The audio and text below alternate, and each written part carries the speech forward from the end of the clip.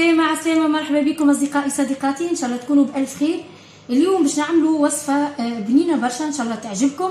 اليوم باش نعملوا نوع متاع معسلات، باش نعملوا محنشات صغيرين اللي متوفر عندكم الفاكهة تنجموا تعملوا به. أنا اليوم عندي كمية من الفستق وكمية من البوفريوة، سخنتهم شوية، حمرتهم شوية ومش برشا. بالنسبة للبوفريوة حمرتها شوية، الفستق لا، وكما تشوفوا ريحتهم بالطريقه هذه باش نعملهم. دونك بالنسبه لنا احنا اليوم المحنشات باش نخدموهم بوفريوه وفستق. خليت شويه فستق هذوما محمرين ومهروشين باش نزينوا بهم من فوق. دونك نحتاجوا كما تشوفوا للوصفه هذه الفاكهه كما تشوفوا بوفريوه وفستق. نحتاجوا خديت مغرفه كبيره فارينه وزدتها شويه ماء، هذوما باش نستعملوهم باش من بعد باش المحنشات يشدوا يلصقوا. زبدة ذوبتها، عندنا عطرشية، كمية من العطرشية وكمية من السكر المحور. أول خطوة باش نعملوها باش نخلطوا السكر مع الفاكهة، نخلطوه بالباهي باش نبدل الكمية في صحفة أكبر، نصبهم باش تسهل علينا الخدمة. نخلطوهم مع بعضهم قبل ما نضيفوا لهم كميه من العطرشيه باش نلموا بها الخليط نتاعنا. بعد ما خلطنا الفاكهه نبداو نضيفوا في العطرشيه ويلا ما ورد اللي متوفر عندكم، مع العلم انه الفاكهه اللي متوفر تنجموا تخدموا به حتى بالجلجلان ويلا بالكاكاويه ولا باللوز اللي متوفر تخدموا به. المهم حاجه تجي بنينه وتخدموها وحدكم في الدار. دونك ندخلوا مليح العطرشيه مع العجينه. دونك كما تشوفوا ولات بات، خلطناها بالباهي باش نحطوها ترتاح شويه. وتويكا باش ناخذوا نحضروا العسل ولا السحور اللي باش العسل اللي باش نخدموا به من بعد ما يطيبوا نشحروا به. نحط كيف العاده المقادير هما كاسين سكر وكاس ماء. كيف يغليو نحطوا شطر قارصه عصير تاع شطر ليمونه، كاسين سكر كاس ماء، ونحطوها على الغاز. هي تغلي واحنا نحطوا عصير شطر ليمونه ونخليوها تغلي لمده 15 دقيقه. كما تشوفوا خذينا المسوقه قسمناها في زوز. اول حاجه حضرنا طبق زاده حطينا عليه ورق الطهي، لصقناه بشويه زبده من اللوطه، وناخذوا المسوقه تقسموها على زوز ولا على 4 انتوما والكبر اللي تحبوا عليه.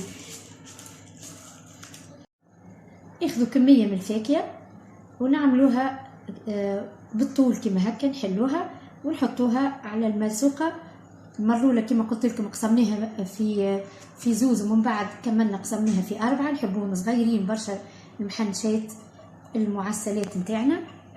ندهنوا بشويه زبده، خلطت ذوبت شويه زبده وزدتهم شويه زيت ندهنوا بيهم. بعد نبداو نلويو بالسياسه بالطريقه هذه.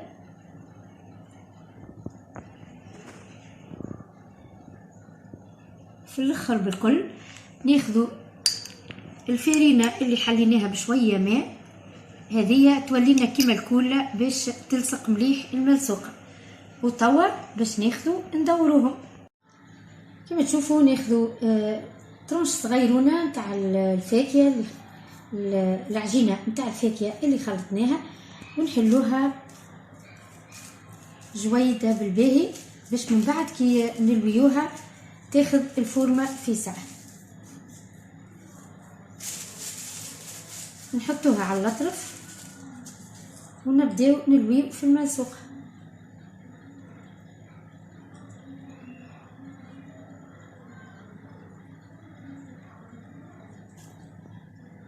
في الاخر نتاعها نجيبوا شويه فارينه بالماء باش تلصق، وناخذوا ندوروها. نبداو من الاطرف واحنا ندوروا فيها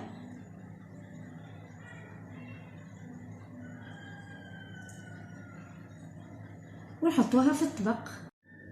كملنا فرمناهم المحنشات نتاعنا هذوما الصغيرات. الفور نتاعنا يسخن على 160 درجه ولا 180 درجه انتوما والقوه نتاع الفور. المهم النار ما تكونش قويه برشا. شخشختهم من برا بالزبده، الورقه مشخشخه مليح بالزبده والزيت، خلطت زبده وزيت مع بعضه كيما تشوفوا. توا باش نهزهم للفور لين يوليو دوري. بعد ما وليو دوري المحينشات نتاعنا باش نحطوهم في الشحور، هما مازالوا سخونين والشحور يبدا بارد شويه، الشحور احضر من قبيليكا. نحطوهم نقلبوهم في العسل ونحطوهم يسقطروا ونزينوهم بشويه فستق من فوق. نغطسوهم بالباهي في العسل.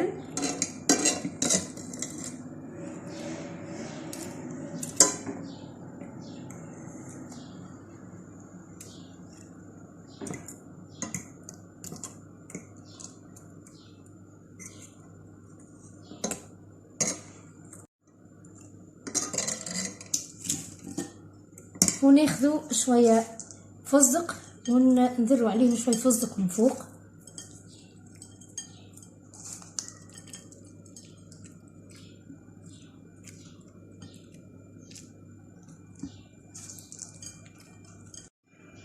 هذه الوصفه نتاعنا اليوم، هذه المحينشات الحلوين اللي عملناهم صغيرين على الاخر فينو، نعبيو منهم في صحن التقديم. هذوما معسلات ينجموا يكونوا حاضرين جاينا سيدي رمضان، ان شاء الله مبروك علينا، وان شاء الله يا ربي يكون مبروك على الناس الكل. هذوما المحينشات نتاع اليوم، كان عجبوكم ما تنساوش اللايك اللايك اللايك اصدقائي صديقاتي، وموعدنا ان شاء الله في وصفة قادمة وفيديو قادم. بسلامة.